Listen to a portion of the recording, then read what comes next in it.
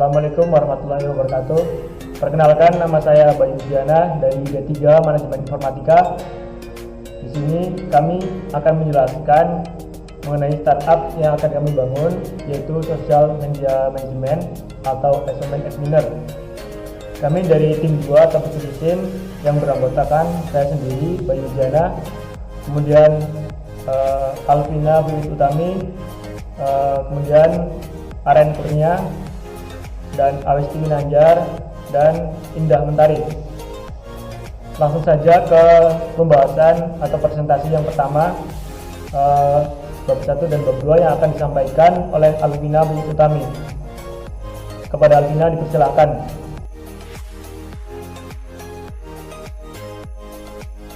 Baik, terima kasih. Di sini saya akan menjelaskan mengenai bab 1 pendahuluan dan bab 2 mengenai manajemen.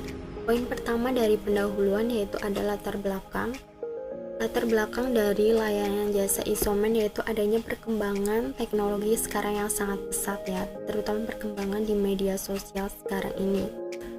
Fokus dari perusahaan kami adalah di platform Instagram. Dan menurut penelitian, ada 30,8 itu pengguna Instagram atau media sosial lah ya, umumnya itu mereka menggunakannya lebih dari 12 jam. Dan salah satu yang sangat digemari yaitu adalah Instagram, terutama bagi kita kaum milenial. Instagram yang sekarang ini seringkali digunakan untuk digital marketing maupun untuk publikasi karya. Maka dari itu, startup yang kami bangun ini berbasis IT atau berupa aplikasi, web aplikasi yang mempertemukan antara klien dengan adminer yang dibutuhkan untuk klien merawat akunnya. Dan adminer dari perusahaan layanan jasa isoman ini memiliki skill yang nantinya dibutuhkan untuk mengelola akun di Instagram mereka. Dari aplikasi isoman ini itu berpacu atau terinspirasi intinya dari aplikasi Gojek, yaitu yang mempertemukan antara klien dengan driver. Dan di isoman ini kita mempertemukan antara klien dengan adminer. Berikutnya adalah pemilik perusahaan. Pemilik perusahaan dari isoman itu adalah Bayu Wijiana yang memiliki kontribusi terbesar dalam pendanaan perusahaan. Visi misi dari perusahaan kami yang pertama ada visi yang memberikan layanan jasa kepada klien dan adminer yang terpercaya dan terverifikasi skill sesuai bidangnya. Misi yang pertama itu memberikan layanan jasa yang terpercaya, mempertemukan klien dengan adminer. Yang kedua itu perusahaan startup isoman ini diharapkan menjadi wadah buat mereka adminer yang punya soft skill untuk bekerja. Yang ketiga, menjadikan perusahaan itu menjadi layanan jasa yang selalu melakukan inovasi, mengasah kreativitas dan memiliki tanggung jawab penuh terhadap para klien dan adminer. Poin selanjutnya yaitu alamat perusahaan. Alamat perusahaan ini berada di Jalan Dakota nomor 8A Sukaraja, Kecamatan Cicondo, Kota Bandung, Jawa Barat, dengan nomor telepon 082134083892. alasan dari pemberian nama isoman ini karena startup ini memberikan pelayanan antara bertemunya klien dengan adminer.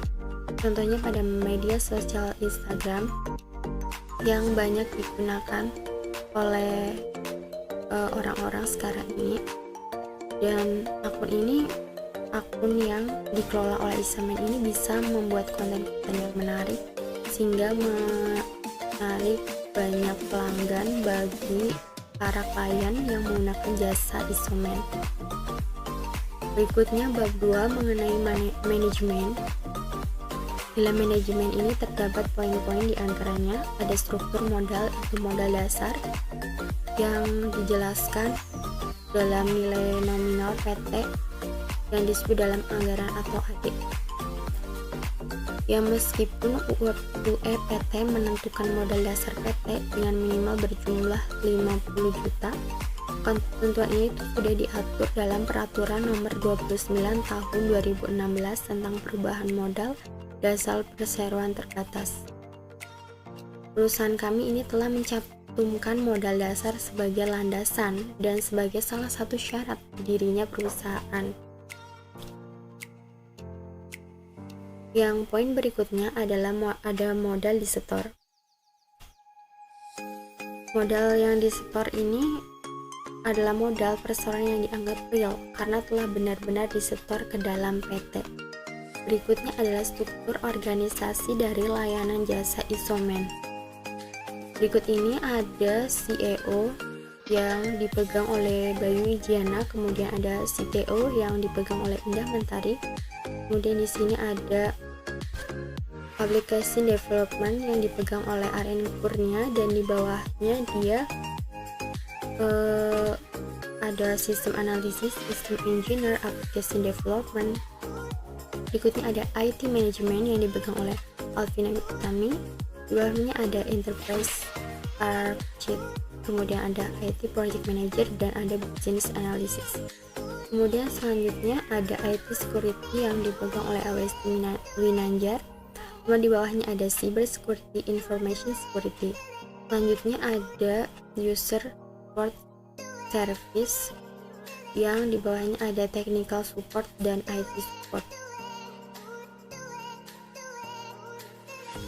Berikutnya adalah planning. Planning adalah suatu hal yang penting yang digunakan untuk mencapai tujuan perusahaan. Planning itu adalah perencanaan sederhana ya untuk mencapai tujuan atau visi misi perusahaan. Pada tahap ini kami menggunakan strategi planning sebagai berikut. Yang pertama itu memberikan layanan jasa yang terpercaya untuk mempertemukan klien dengan admin. Kemudian melakukan kerjasama dengan orang-orang yaitu para adminer yang memiliki skill di bidangnya untuk mereka dapat memberikan kepada atau berkontribusi terhadap layanan jasa Isoman. Kemudian yang ketiga ada web application Isoman ini yang diharapkan menjadi problem solving bagi mereka pengguna media sosial. Yang keempat ada klien bebas memilih adminer manapun sesuai dengan kebutuhan. Jadi di sini ada bidangnya masing-masing. Dan berikutnya adalah admin bisa bekerja secara freelance atau sesuai dengan kesepakatan kontrak di awal. Berikutnya poin ke-6, perusahaan layanan jasa Isoman ini berencana untuk tetap fokus terhadap pertumbuhan perusahaan. Berikutnya poin 7, ada fokus pengambilan keputusan dalam mengelola calon klien untuk akses lebih baik memberikan informasi ya terhadap klien dan admin. Berikut yang ke-8, terus konsisten berkiprah dengan adanya tidaknya klien, selalu melakukan evaluasi dengan tim perusahaan. Yang ke-10 yaitu siap membuka saran dan masukan dari pengguna. Berikutnya mengenai organizing di sini yaitu supaya sumber daya dapat berkontribusi secara tepat dan mampu melaksanakan peran fungsinya secara maksimal. Dan tadi juga saya sudah menyebutkan mengenai jajaran dari organisasi dari perusahaan Isoman. Jadi lanjut saja, di sini saya akan menjelaskan tugas-tugasnya. Yang pertama itu ada CEO yang dipegang oleh Bayu Wijiana. Dan ini merupakan posisi tertinggi dalam tim manajemen. Dan tugasnya diantaranya yaitu menciptakan, mengkomunikasikan, dan mengembangkan lingkungan, mampu menyampaikan dan memperhitungkan aspirasi karyawan. Selanjutnya ada CTO yang dipegang oleh Indah Mentari. Di sini dia tugas dan wewenangnya itu memimpin, memastikan, dan membantu merancang, menetapkan, serta bertugas terhadap strategi dan wawasan keluar membantu departemen secara untuk menguntungkan perusahaan. Dan selanjutnya ada aplikasi development yang dipegang oleh Aren Kurnia. Di sini adalah tugasnya mengembangkan aplikasi, membuat source code, menguji dan mengevaluasi, serta membuat technical handbook. Dan di bawahnya juga ada staff, yaitu sistem analis, sistem engineer, aplikasi development. Berikutnya adalah IT management yang dipegang oleh Alvina Wetami. Di sini adalah tugasnya itu merancang, mengelola dan mengatur serta mengontrol sumber daya teknologi informasi. Di bawahnya juga ada jajaran yaitu Enterprise Architect, kemudian ada IT Project Manager, kemudian ada Business Analysis, dan selanjutnya ada IT Security yang dipegang oleh Awesti Winanjar, dan tugasnya itu melindungi pengguna atau user, membuat atau membantu membuat aturan untuk arahan pada user. Dan dia juga di bawahnya ada cyber security, kemudian ada information security, dan selanjutnya ada user support and service. Di sini tugasnya adalah untuk menanggapi dan menyelesaikan permintaan layanan pelanggan. Dan di bawahnya juga ada technical support, IT support.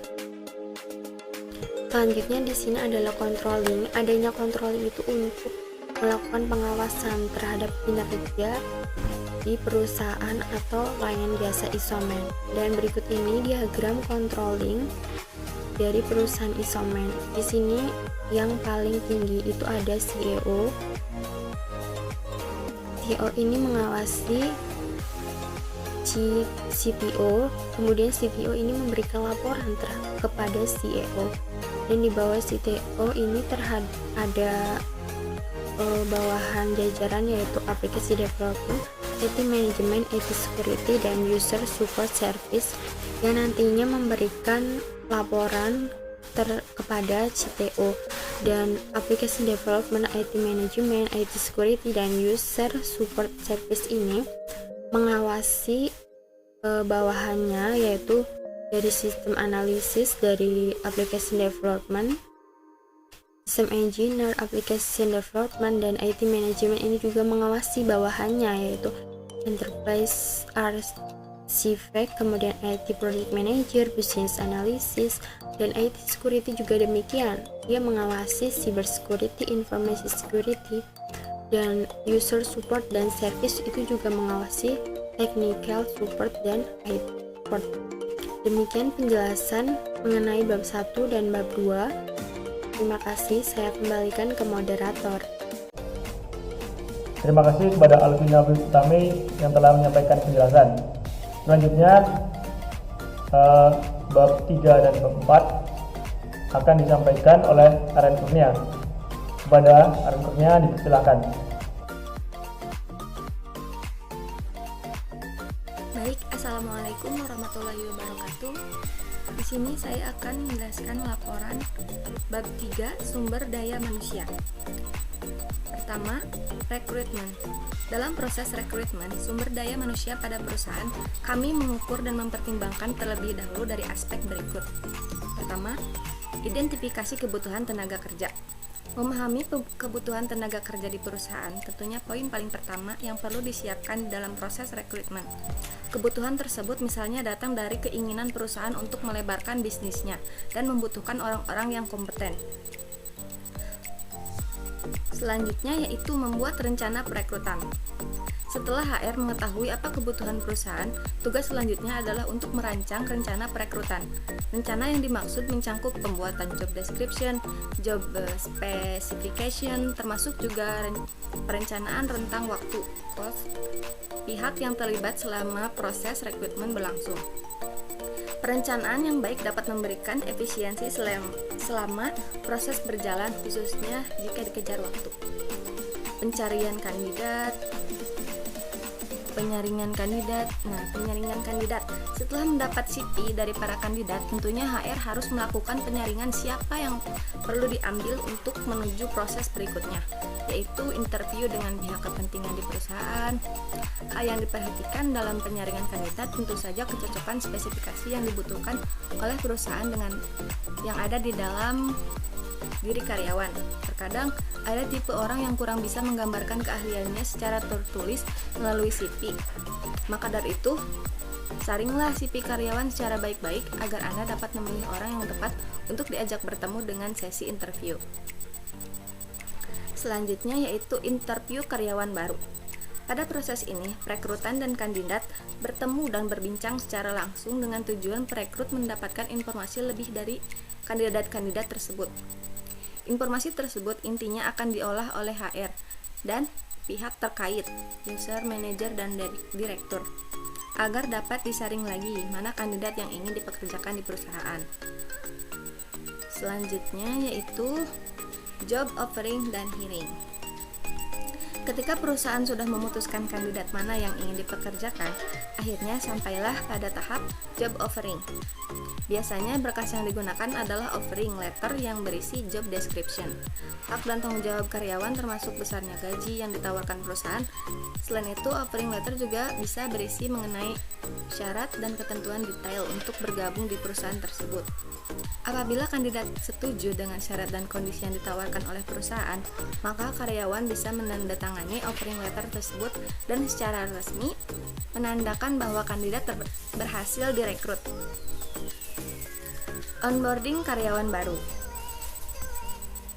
Proses onboarding memberikan kesempatan bagi karyawan mengenal perusahaan lebih dekat lagi. Tidak hanya mengenalkan tentang perusahaan saja, support juga mereka dengan cara membantu sediakan kebutuhannya untuk bekerja dan ajak makan siang bersama sebagai langkah awal menjalin hubungan kerja yang baik. Selanjutnya yaitu yang kedua, monitoring. Dalam proses monitoring, perusahaan kami memiliki sistem manajemen kinerja untuk menjaga agar kualitas kerja karyawan sesuai dengan produktivitas perusahaan. Berikut ini tahapan monitoring perusahaan kami. Pertama, fase planning. Fase ini di mana perusahaan melakukan perencanaan monitoring ke segala aspek perusahaan, meliputi kinerja perusahaan, kinerja karyawan, tingkat efisiensi penjualan, dan lainnya. Kedua, fase ongoing dan monitoring. Fase ini merupakan pelaksanaan dari rencana yang telah disusun sebelumnya dan melibatkan pengawasan. Tujuan dari monitoring adalah untuk memastikan pelaksanaan tugas-tugas harian di setiap departemen telah sesuai dengan arah sasaran dan tujuan perusahaan secara umum. Yang ketiga, fase checking dan reviewing.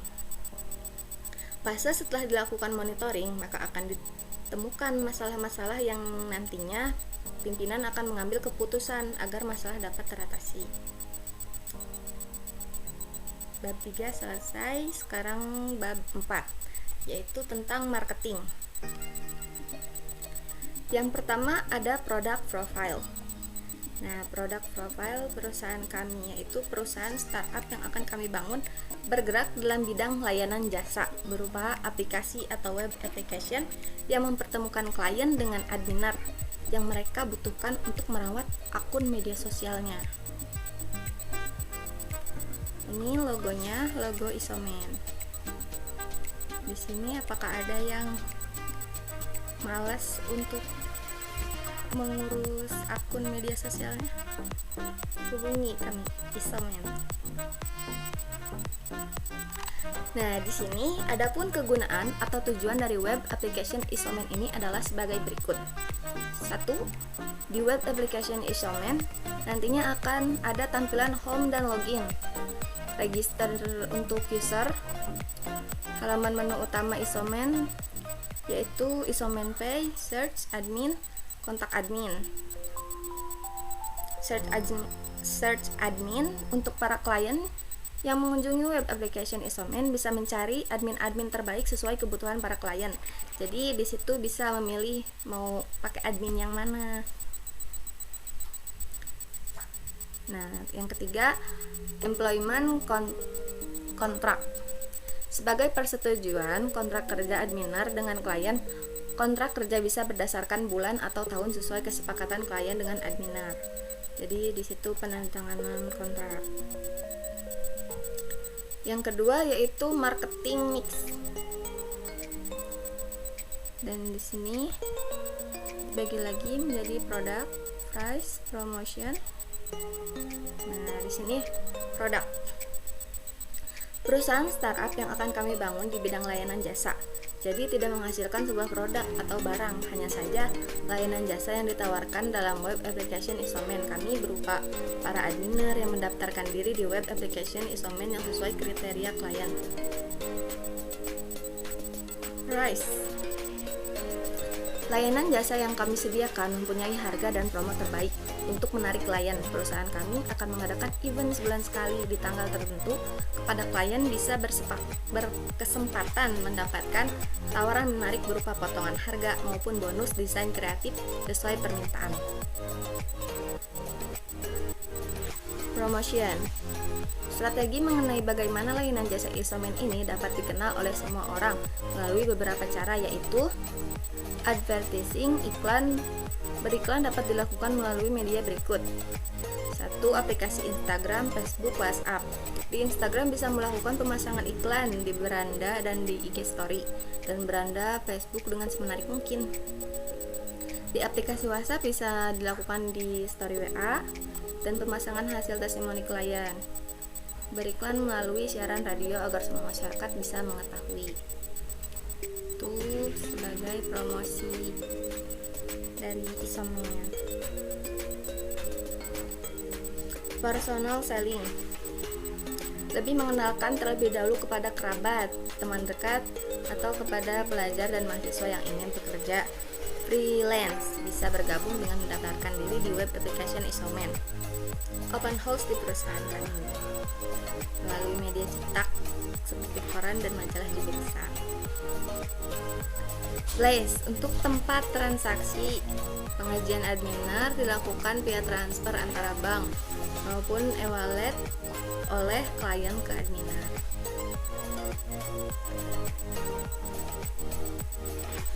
Baik, sampai sini saja dari saya. Kurang lebihnya mohon maaf. Terima kasih kepada Aren Kurnia yang telah menjelaskan. Selanjutnya akan disampaikan oleh Awesti Winanjar. Kepada Awesti dipersilakan untuk menjelaskan.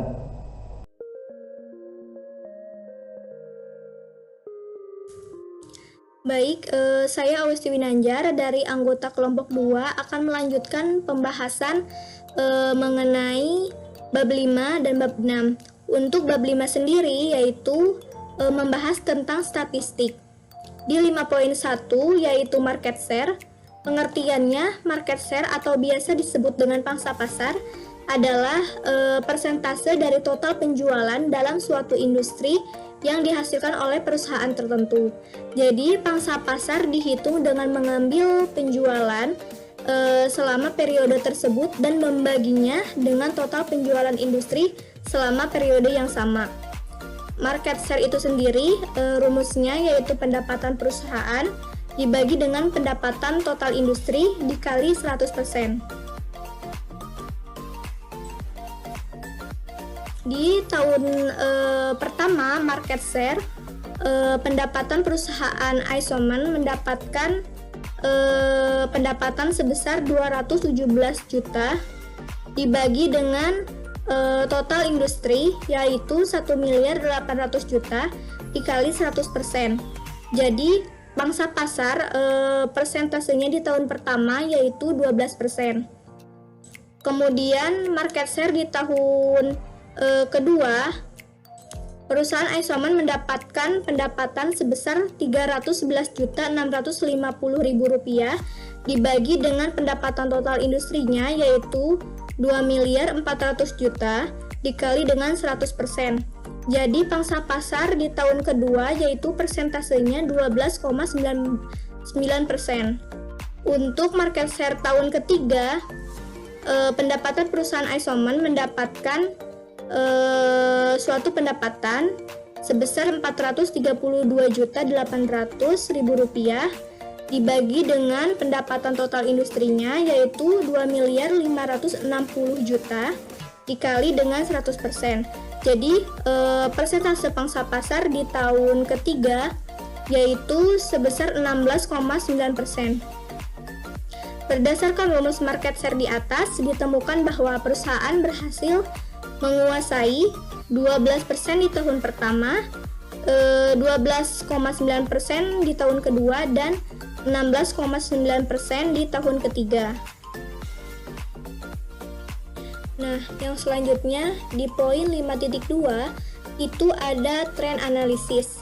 Trend analisis adalah metode analisis statistika yang ditujukan untuk melakukan suatu estimasi atau peramalan.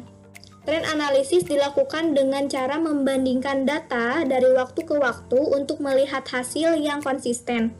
Jadi hasil perbandingan ini digunakan untuk membuat prediksi tentang hal yang akan terjadi di masa depan tentang perusahaan itu sendiri. Baik, untuk pembahasan bab selanjutnya yaitu bab 6 mengenai finance atau account. Di poin 6.1 ada laporan keuangan berupa neraca awal. Neraca awal perusahaan Isoman pada periode 31 Januari 2022 terlihat sebagai berikut. Jadi, laporan neraca awal itu terdiri dari deretan informasi terkait akun aktiva dan modal pada suatu periode tertentu. Biasanya, laporan neraca bisa memperoleh nilai keseimbangan. Nah, di neraca awal ini ada kolom aktiva dan kolom pasiva. Nah, di kolom pasiva ini ada modal pemilik sebesar Rp820 juta, ditotalkan total pasivanya Rp820 juta. Kemudian di kolom aktiva ada aktiva lancar atau disebut juga current asset, yaitu aktiva yang sifat pencairannya relatif cepat sehingga bisa diubah menjadi sebuah kas berbentuk uang dalam waktu setahun atau kurang. Jadi aktiva lancar ini ada berupa kas sebesar Rp520 juta, kemudian ada perlengkapan sebesar Rp20 juta, kemudian ada peralatan sebesar Rp30 juta, kemudian ada PC sebesar Rp250 juta, kemudian ditotalkan aktivanya sebesar Rp820 juta. Jadi total aktiva seimbang dengan total pasivanya. Nah, kemudian ada income statement atau laporan laba rugi perusahaan Isoman di tahun pertama, tahun kedua, dan tahun ketiga. Jadi laporan laba rugi atau income statement adalah indikator yang tepat guna untuk mengetahui beban dan pendapatan selama satu periode. Tujuannya untuk memberi informasi mengenai jumlah laba atau rugi, kemudian sebagai bahan evaluasi internal bagi pengembangan bisnis pada waktu mendatang. Nah, di laporan laba rugi perusahaan Isoman ini ada pendapatan usaha di 0 sampai 1 tahun pendapatannya Rp450 juta, kemudian di 1 sampai 2 tahun itu Rp550 juta, kemudian di 2 sampai 3 tahun itu Rp680 juta, kemudian ditotalkan total pendapatannya Rp450 juta, kemudian di 1 sampai 2 tahunnya itu Rp550 juta, kemudian di 2 sampai 3 tahunnya itu Rp680 juta. Dan ada juga pengeluaran yaitu biaya transportasi di 0 sampai 1 tahun ada sebesar 2 juta rupiah. Kemudian di 1 sampai 2 tahun ada 2.300.000 rupiah. Kemudian di 2 sampai 3 tahun ada 2.500.000 rupiah. Kemudian ada biaya pengeluaran untuk tenaga kerja langsung di 0 sampai 1 tahun sebesar 170 juta rupiah. Di 1 sampai 2 tahun pengeluarannya 175 juta rupiah. Kemudian di 2 sampai 3 tahun itu 180 juta rupiah. Kemudian ada pengeluaran listrik, internet dan air. Di 0 sampai 1 tahun itu 25 juta rupiah. Di 1 sampai 2 tahun sebesar 27.500.000 rupiah. Di 2 sampai 3 tahun itu ada 29 juta rupiah. Kemudian ada biaya sewa gedung. Di 0 sampai 1 tahun itu sebesar 20 juta rupiah. Di 1 sampai 2 tahun itu sebesar 23 juta rupiah. Dan di 2 sampai 3 tahun itu pengeluarannya sebesar 25 juta rupiah. Kemudian ada biaya promosi atau iklan.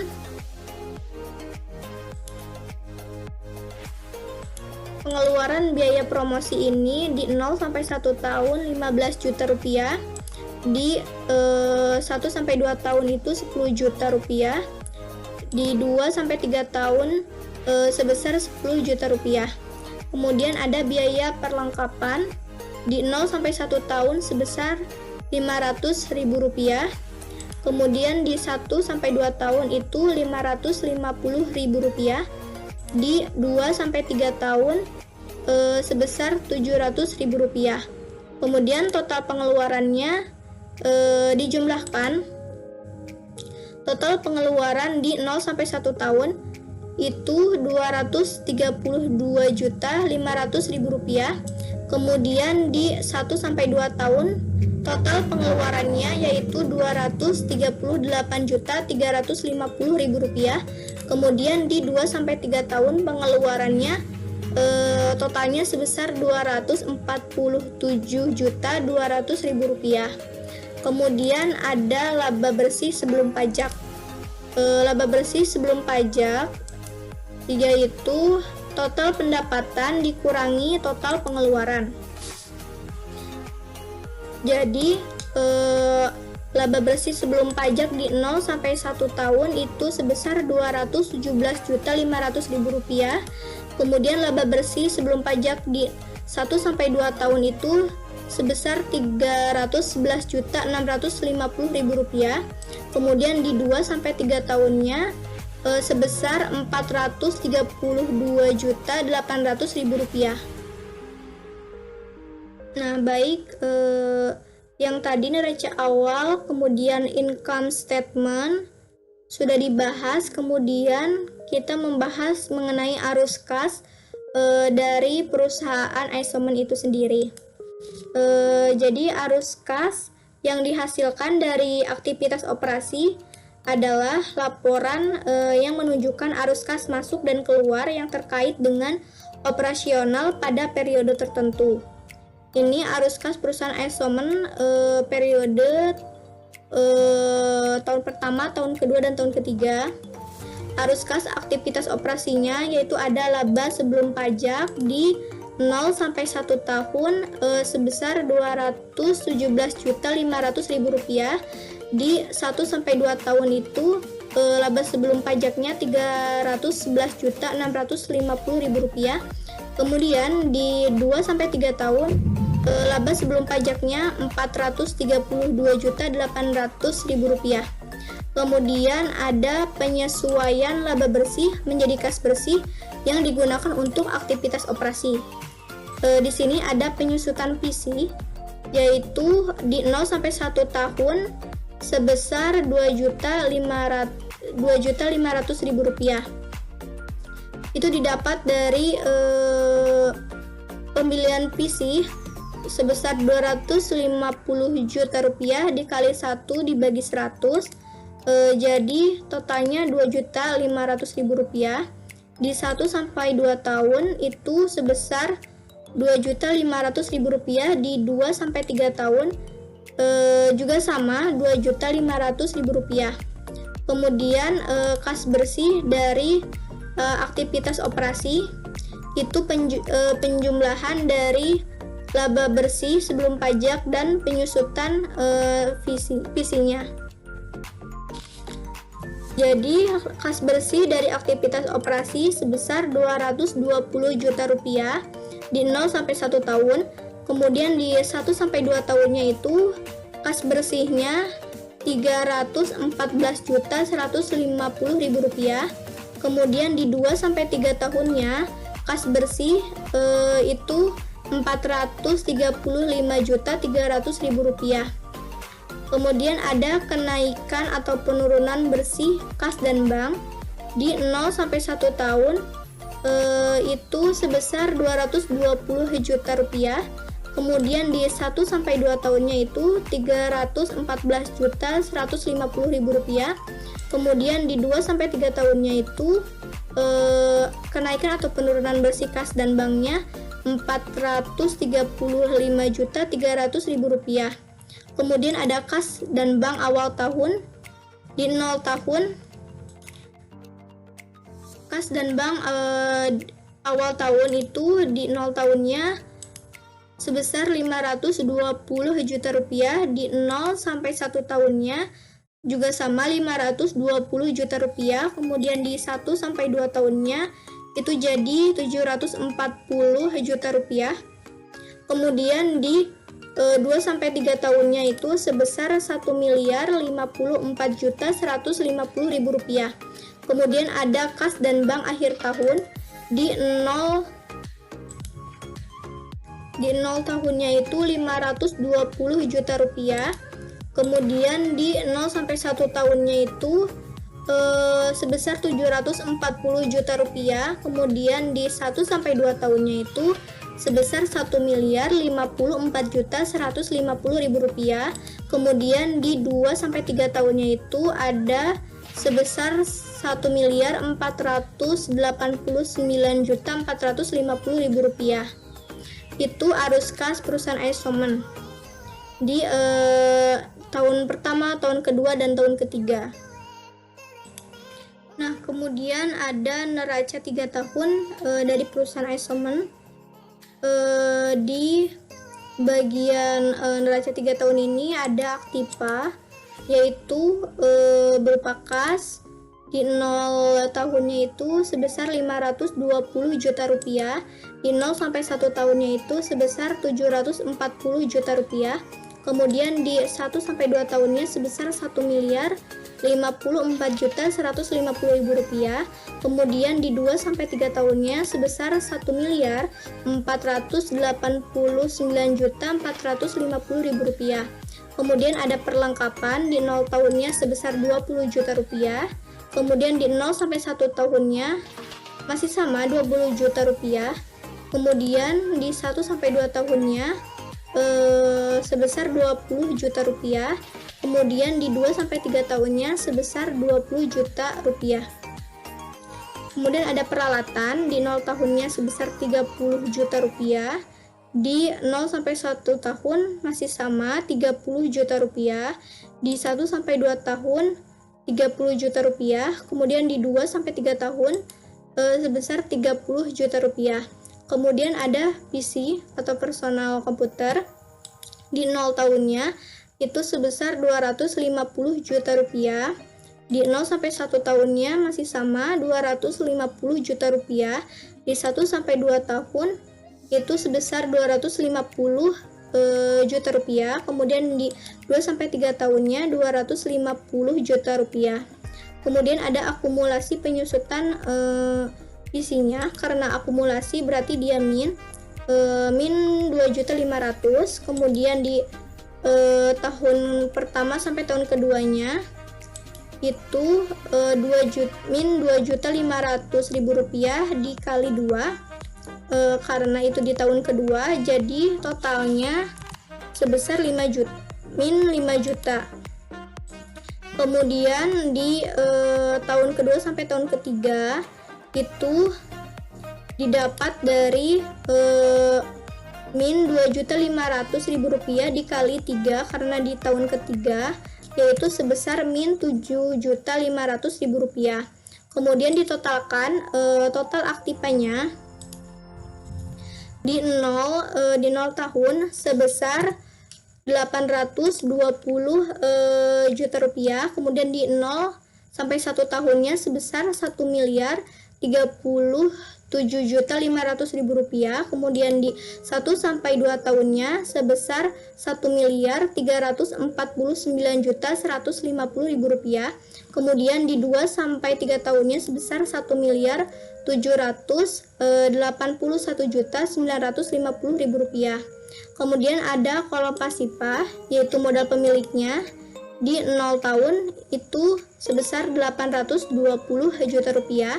Di 0 sampai 1 tahun masih sama, 820 juta rupiah. Di 1 sampai 2 tahunnya itu sebesar 1.037.500.000 rupiah. Di 2 sampai 3 tahunnya sebesar 1.349.150.000 rupiah. Kemudian ada RE atau laba rugi di 0 tahunnya belum ada. Kemudian di 0 sampai 1 tahunnya itu sebesar 217.500.000 rupiah.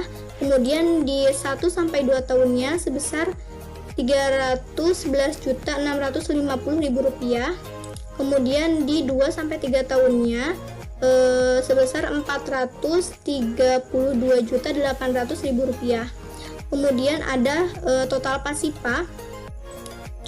Total pasifa ini penjumlahan dari modal pemilik dan RE atau laba rugi sebesar 820 juta rupiah di 0 tahunnya, dan di 0 sampai 1 tahunnya itu total pasifanya sebesar 1.037.500.000 rupiah. Kemudian di tahun ke-1 sampai tahun kedua sebesar 1.349.150.000 rupiah.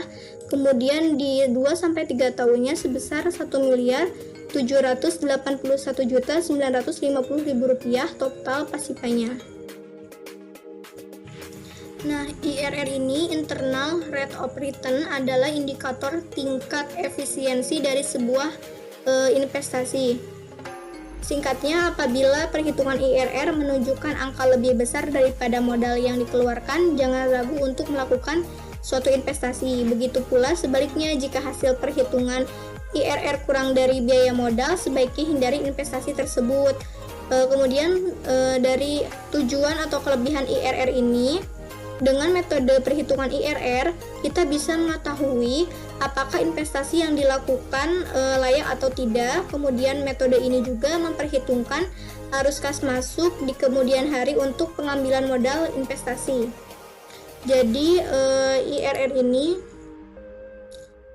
ketika dia mencapai totalnya 0 rupiah, dia di interest atau di suku bunga 7,52%. Nah, untuk IRR-nya, perhitungan yang ini dipanggil di IRR yang ini. Kemudian dihitung juga present value-nya pada persentase 7,52%.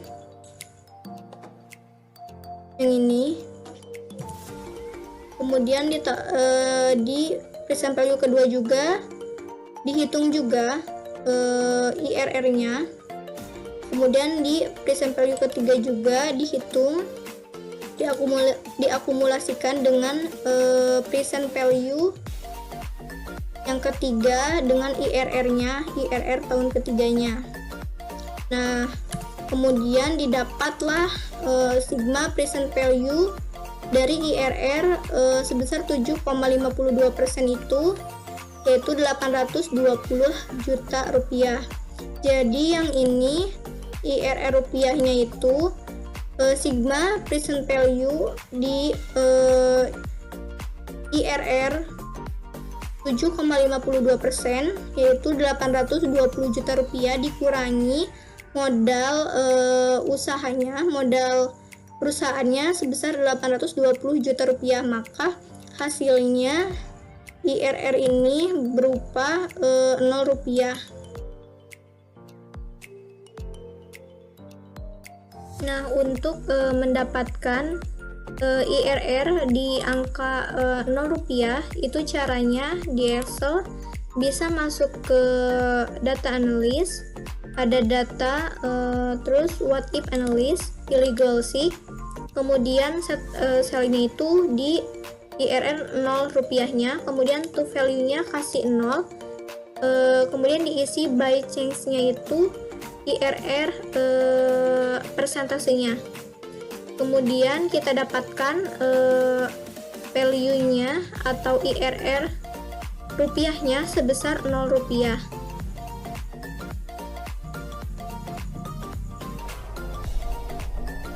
Terima kasih kepada Awesti Winanjar. Bab selanjutnya akan disampaikan atau dipresentasikan oleh Indah Mentari. Kepada Indah Mentari dipersilakan.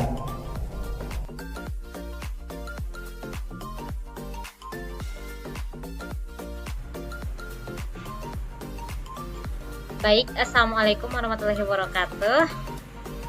Saya Indah Mentari di sini akan menjelaskan mengenai manajemen strategi, yakni bab ke-7 dan nanti bab yang ke-8 ya teman-teman dalam laporan startup Isoman kelompok 2 ini. Langsung saja ke SWOT analisis atau analisis SWOT. Seperti yang kita tahu bahwa analisis SWOT itu adalah akronim, sebuah akronim dari 4 kata, yakni strength, weakness, opportunity, dan fit. Selanjutnya, beberapa ahli menyebutkan bahwa analisis SWOT ini merupakan sebuah instrumen perencanaan strategis klasik yang memberikan cara sederhana untuk memperkirakan cara terbaik dalam menentukan sebuah strategi. Nah, jadi instrumen analisis SWOT ini bisa mempermudah para praktisi untuk mengetahui apa yang bisa mereka capai dan tentunya hal apa saja yang harus mereka perhatikan. Jadi langsung saja kita baca analisis SWOT dalam perusahaan ini ya. Strength untuk kekuatannya sendiri terdiri dari beberapa. Yang pertama yakni perusahaan ini akan memilih SDM atau para adminer yang memang mempunyai skill di bidangnya. Selanjutnya, perusahaan memberikan layanan jasa yang terpercaya. Buktikan dengan biodata atau CV yang diberikan dari calon adminer sebelum mereka menjadi adminernya. Kemudian peluang layanan jasa Isoman ini cukup baik bagi para adminer karena memang mereka bisa bekerja secara freelance tanpa menghabiskan tenaga ekstra. Diperkirakan juga bahwa peminatnya banyak karena dinominasi oleh kaum muda. Selanjutnya yakni weakness atau kelemahan. Ada beberapa lagi, yakni yang pertama belum terbiasanya penggunaan web aplikasi Isoman di kalangan usia. Kemudian web aplikasi Isoman ini hanya sebagai perantara saja antara klien dan adminernya. Yang ketiga, perusahaan layanan jasa Isoman ini rencananya akan berfokus terlebih dahulu para adminernya merawat salah satu media sosial saja, yakni Instagram, sebelum nanti bisa merambah ke media sosial lainnya. Untuk opportunity-nya atau peluangnya, yakni perusahaan layanan jasa ini diharapkan bisa menjadi peluang bisnis bagi masyarakat, terutama bagi seperti kita, pelajar atau mahasiswa, tentunya ingin mempunyai penghasilan. Selanjutnya, antara klien, pengguna medsos, dan adminer bisa saling menguntungkan, di mana para klien akan terbantu oleh para adminer dalam merawat akunnya, sedangkan para adminer tentunya akan mendapatkan uang, akan mendapatkan keuntungan ya. Sedangkan bagi kami sendiri selaku pembuat startup ini akan bisa meraih keuntungan. Yang terakhir yakni ancamannya. Ada beberapa. Yang pertama yakni banyaknya pekerjaan konten kreator di luar sana yang mengurus akun-akun media sosial. Kemudian banyaknya tiruan jenis web aplikasi atau perusahaan yang tujuannya hampir sama dengan perusahaan kami.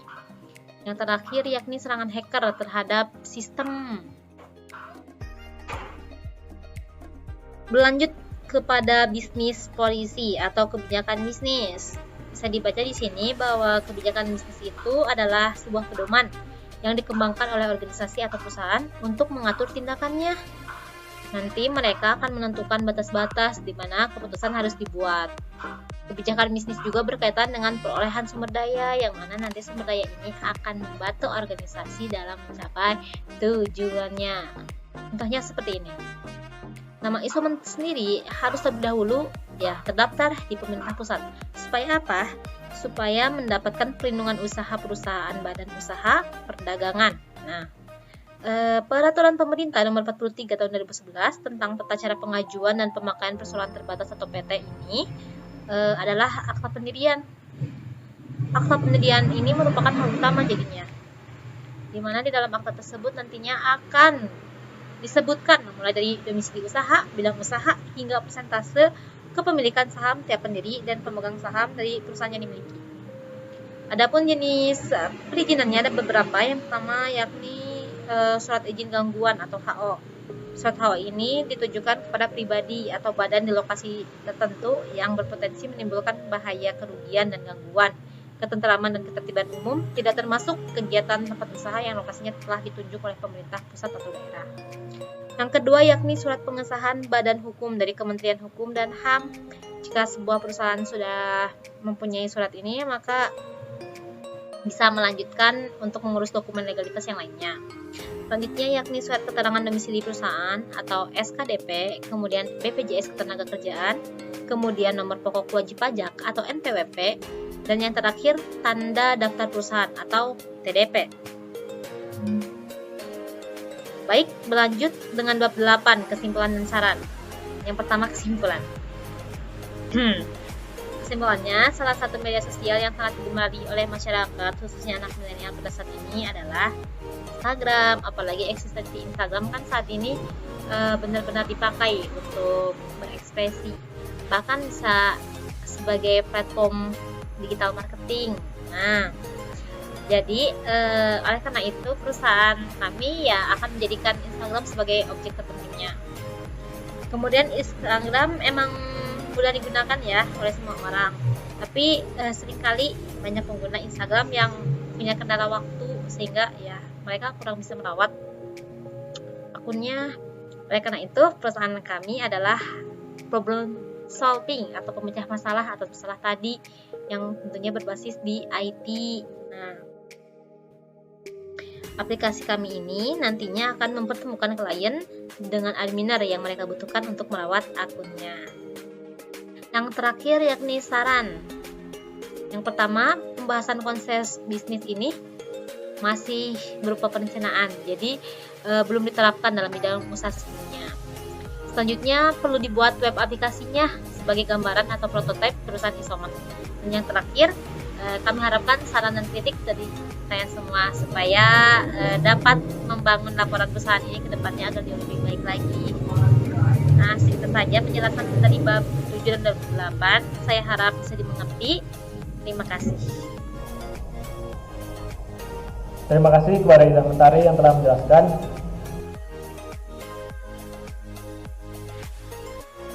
Saya akan menjelaskan mengenai startup atau aplikasi yang akan kami bangun, yaitu Sosmed Management atau kami sebut Isoman Adminer. Aplikasi ini mempertemukan klien itu di sini kami artikan sebagai pengguna media sosial Instagram yang membutuhkan admin untuk mengelola akunnya. Nah, di aplikasi Isoman Adminer ini kita bisa mencari admin untuk kita kontrak untuk kita pesan untuk mengelola akun kita. Langsung saja ke penggunaan aplikasinya. Di menu awal ada tab home, kemudian about dan register. Kemudian ditampilkan juga form login di menu awal. Sebelum login kita membuat akun dulu, ke register, mengisi data diri, username, password, dan nomor telepon. Kemudian karena saya sudah membuat akun, kita langsung login saja.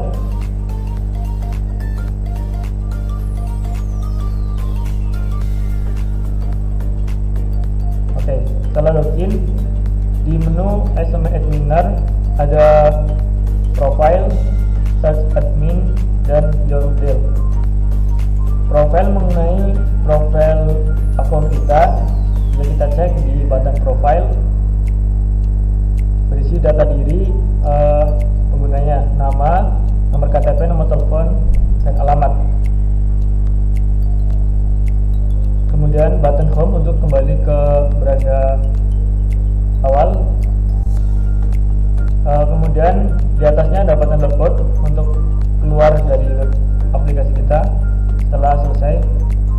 Kemudian di menu kedua ada search admin untuk memilih admin yang akan kita kontrak atau kita pesan untuk mengelola akun kita. Di sini tersedia beberapa admin. Ada dua button juga, button view untuk melihat identitas, rating, dan alamat, kemudian nomor telepon dari adminer Isoman.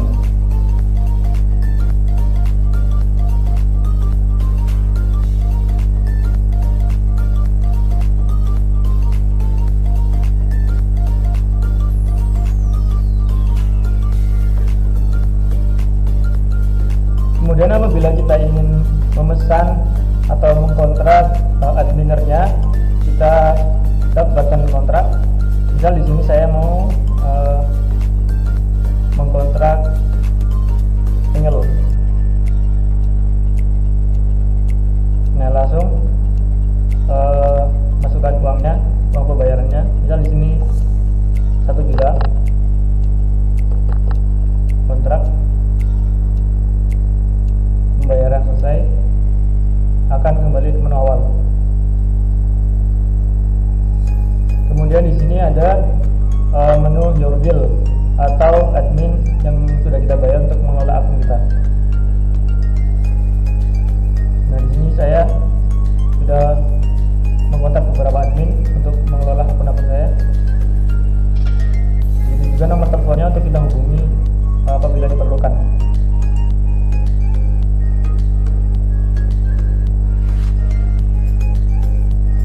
Kemudian kita cek lagi di search admin. Di sini ada menu view. Ada juga nomor telepon. Jadi sebelum melakukan pembayaran, bisa konfirmasi dulu berapa harga, kemudian akan menyewa admin tersebut untuk mengelola akun kita itu selama berapa hari.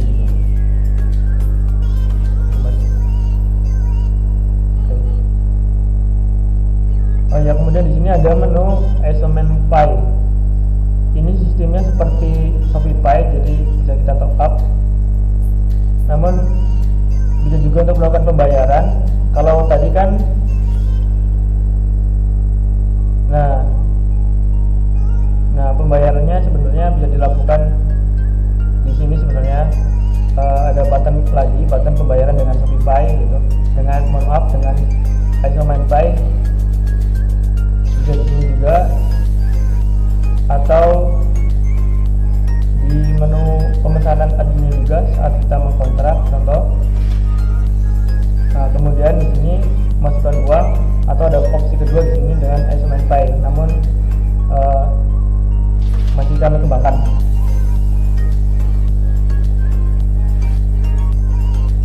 Jadi belum terselesaikan sepenuhnya. Kemudian ada tombol logout untuk keluar dari web aplikasinya.